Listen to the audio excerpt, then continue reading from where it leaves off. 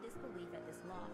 They came to reflect at a memorial set up outside Makita's Cookies where Dolph was shot and killed Wednesday afternoon. Mardi, c'était le premier jour de la troisième semaine du procès contre Diddy. À 8h30, le procès a commencé et le juge a d'abord fait quelques annonces, notamment sur le planning des prochains jours. Vers 9h, Diddy et le jury sont entrés dans la salle et le témoin suivant a été appelé à la barre, Capricorn Clark. Elle aussi était une ancienne assistante de Diddy et a d'abord raconté au tribunal comment elle était arrivée dans l'industrie musicale. Elle a expliqué qu'elle avait commencé chez Def Jam Records en 1996, puis avait travaillé chez Death Row Records avant de rejoindre Bad Boy Records en 2004, où elle est restée jusqu'en 2020 avec quelques interruptions. Jusqu'en 2006, elle était l'assistante personnelle de Diddy, puis elle a travaillé pour lui dans différents autres domaines. À la demande du procureur, elle a ensuite raconté son premier jour de travail chez Diddy. Elle a dit que Diddy l'avait emmenée dans Central Park la nuit avec son chef de la sécurité et lui avait dit qu'il ne savait pas qu'elle avait travaillé pour Suge Knight et qu'il la tuerait si quelque chose arrivait. Elle a ajouté qu'elle ne savait rien de la dispute entre Diddy et Suge et qu'une de ses amies avait un enfant avec Suge.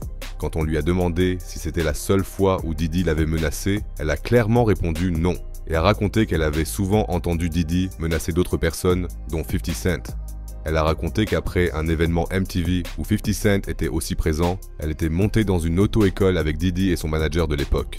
Là, Diddy aurait dit qu'il avait un gros problème avec 50 et aurait parlé de manière très sérieuse et menaçante à son manager. « Tu sais que j'aime les armes, mec. » Après le procès, 50 Cent a bien sûr réagi tout de suite et a écrit sur Instagram « Oh mon Dieu, le petit Diddy veut me tuer. Je dois me faire discret. Je pense que je vais me cacher au match de playoff ce soir. LOL. » C'est tout 50 Cent. Mais revenons au procès, parce que la témoin a été interrogée sur un incident qui s'est passé en 2004, où des bijoux de Diddy ont été volés, et elle a dit que Diddy lui avait donné les bijoux pour qu'elle les garde pendant un voyage. Mais à l'aéroport, elle a remarqué que tous les bijoux avaient disparu. Elle a alors été interrogée pendant 3 heures par un agent de sécurité, et a dû passer un test au détecteur de mensonges le lendemain. Au tribunal, elle a déclaré « Diddy m'a dit que si je ne réussissais pas le test, il me jetterait dans l'East River. » Elle a ensuite été soumise à d'autres tests qui, selon elle, ont duré 5 jours. Elle a expliqué au tribunal qu'elle souffrait de perte de cheveux due au stress lié à son travail chez Diddy et qu'elle devait bosser de 7h du matin à 4h du matin pour un salaire annuel de 55 000 $, ce qui ne lui laissait que 3 heures par jour pour elle-même. Comme les autres assistants de Diddy, elle devait aussi préparer sa chambre d'hôtel. D'après elle, les séjours duraient généralement 3 à 4 jours et elle s'assurait par exemple que des médicaments ou même des perfusions intraveineuses soient mis dans la chambre après les sessions, notamment pour que Cassie puisse se remettre. Elle a aussi parlé d'une trousse de toilette qu'elle devait apporter partout à Diddy. Elle contenait des drogues, de l'huile pour bébé et la plupart du temps, un appareil photo. Elle a aussi dit qu'elle prenait de la molly une fois par semaine. Elle a ensuite décrit une situation qui s'est passée en 2010 quand Diddy lui a demandé pourquoi elle n'avait pas de copain. À ce moment-là, Cassie est entrée dans la pièce et Diddy lui aurait dit « Viens, je vais te montrer quelque chose ». Puis Diddy a commencé à donner des ordres à Cassie, lui disant « Assieds-toi, lève-toi, tourne-toi, etc. » Et Cassie aurait obéi à ses ordres sans broncher. Après ça, Diddy lui aurait dit « Écoute, vous les salopes, vous ne faites rien, c'est pour ça que tu n'as pas de mec. » Diddy lui aurait aussi souvent demandé de lui procurer et de transporter des drogues et des médicaments à son nom. Au fil des ans, elle aurait également compté plusieurs fois de l'argent pour Diddy, qu'il cachait généralement dans ses coffres-forts. La somme la plus élevée aurait été de 100 000 $. Elle a ensuite raconté un autre incident qui s'est passé en 2006. Elle avait quitté la maison de Diddy pendant 1 heure sans qu'il lui ait donné la permission. Il l'aurait alors appelé, furieux, et lui aurait crié de revenir immédiatement. Le lendemain, elle était tellement énervée qu'elle a dit à Diddy pendant une conversation qu'elle détestait être avec lui. Quand elle s'est retournée pour partir, Diddy l'aurait poursuivie et poussé violemment en lui disant que si elle détestait cet endroit, elle n'avait qu'à quitter sa maison. Elle a alors fondu en larmes devant le tribunal et a raconté qu'un des agents de sécurité s'était interposé et avait arrêté Diddy. Le lendemain, elle a démissionné de son poste d'assistante, mais elle a repris peu après chez Diddy, cette fois-ci pour sa marque Sean John. Elle a ensuite travaillé comme directrice artistique pour Cassie et a ainsi appris que Cassie avait une relation avec Kid Cudi. Sachant à quel point Diddy était jaloux, elle a voulu aider Cassie et lui a même donné un nouveau téléphone portable pour que Diddy ne découvre pas leur liaison. Le 22 décembre 2011, elle entendit frapper fort à sa porte et lorsqu'elle ouvrit, Diddy se tenait devant elle, complètement en colère, une arme à la main et lui dit « Habille-toi, on va tuer Kid Cudi ». Elle essaya de lui faire comprendre qu'elle ne voulait pas venir, mais Didi insista. Elle monta donc dans la voiture et se rendit chez Kid Cudi. Une fois là-bas, elle est restée seule dans la voiture et a appelé Cassie. Mais Didi est revenu et l'a forcée à lui montrer son historique d'appel. Quand il a vu qu'elle avait appelé Cassie, il lui aurait ordonné de la rappeler et de lui dire que Didi ne la laisserait pas partir et qu'elle ne pourrait repartir que lorsque Cassie serait arrivée chez lui. Après avoir appelé Cassie, elle est partie la chercher. Et quand tout a été fini, ils sont allés chez Didi, où Didi a attaqué Cassie de la pire des façons, tandis que les agents de sécurité se contentaient une fois de plus de regarder. Peu après, Didi l'aurait virée parce qu'elle ne lui avait pas dit que Cassie était avec Cudi.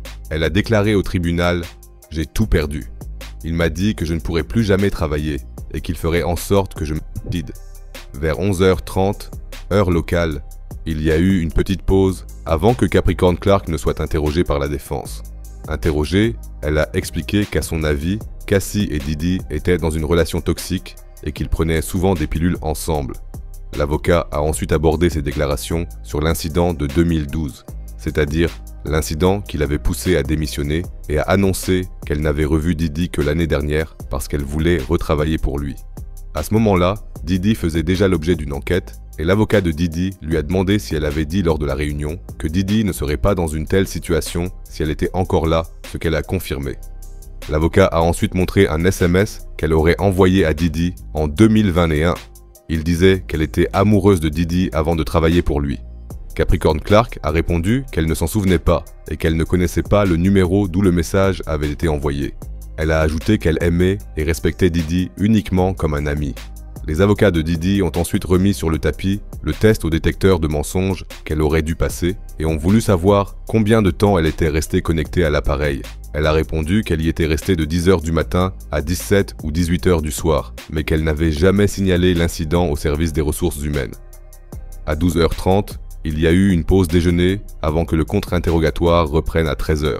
L'avocat voulait savoir comment Cassie avait changé au fil des ans et elle a répondu qu'elle était passée d'un mannequin mignon à une petite amie querelleuse. D'après Capricorn Clark, Cassie aurait perdu tout intérêt pour la musique à partir de 2009. Quand on lui a demandé si Didi l'avait quand même soutenu, elle a répondu qu'il avait investi beaucoup d'argent dans Cassie. Grâce à Didi, elle a pu rencontrer des producteurs, des artistes, des stylistes et plein d'autres personnes qui peuvent faire de toi une star. Ensuite, ils ont parlé de l'incident avec Kid Cudi et la défense a montré un email que Capricorn Clark avait envoyé à Didi 3 semaines après l'incident présumé. Comme si de rien n'était. Les avocats lui ont ensuite demandé si elle était venue volontairement ce soir-là parce qu'elle voulait empêcher Didi de faire une connerie. Elle a nié et a dit qu'il l'avait forcée. Il n'aurait jamais pointé l'arme sur elle, mais il l'aurait brandi devant elle pendant tout ce temps. Elle ne savait pas comment, ni si Didi avait réussi à entrer chez Cudi. Elle espérait juste que Cudi ne soit pas à la maison. Quand elle a appelé Cassie, elle a appris qu'elle était avec Cudi à ce moment-là. Choqué, il a demandé si Didi était vraiment chez lui. Environ 1 heure plus tard, une Porsche noire est arrivée devant la maison, avec Kid Cudi à l'intérieur. Quand il a vu Didi, il serait reparti tout de suite. Didi l'aurait alors suivi jusqu'à ce qu'il entende des sirènes et abandonne la poursuite. La question suivante était de savoir si elle était sûre d'avoir vu Didi agresser Cassie après ça. Et elle a clairement répondu oui. Puis, il y a eu des emails datant de 2014 dans lesquels elle demandait pardon à Didi. Donc 2 ans après la prétendue tentative d'enlèvement. Dans d'autres messages, elle parlait aussi en mal de Cassie. Quand on lui a demandé si elle pensait que Cassie voulait se débarrasser d'elle, elle a de nouveau fondu en larmes et a répondu que la situation était très compliquée. Elle se sentait comme la protectrice de Cassie, mais que Cassie avait fini par vouloir l'éloigner complètement de Didi. Elle s'est excusée auprès du juge pour avoir pleuré, puis s'est peu à peu calmée. Elle a raconté qu'elle était toujours revenue vers Didi pour lui demander pardon, parce qu'il avait du pouvoir sur elle et qu'elle devait bosser pour nourrir son fils. À la fin, l'avocat de Didi a encore une fois précisé que Capricorn Clark avait demandé plusieurs fois pardon à Didi après l'enlèvement présumé, qu'elle l'avait supplié de lui donner un boulot et qu'elle avait même fini par retravailler pour lui avant la fin du contre-interrogatoire. Le témoin a ensuite été libéré et le premier jour de la 3e semaine du procès s'est terminé.